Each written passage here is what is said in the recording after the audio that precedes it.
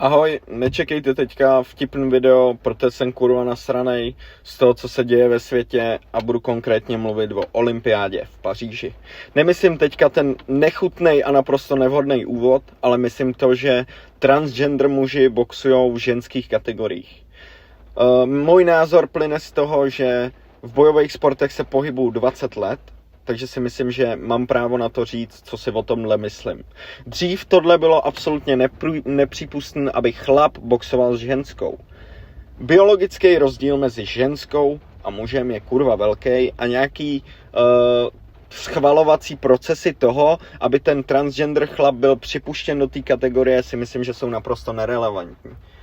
Ty chlapy v těch ženských kategoriích to samozřejmě decimujou, pak se klepou po zádech, jaký to jsou frajeři, přitom tam mají typky, který se na to celý život připravujou a pak je vyklepne nakonec chlap v ženský kategorii.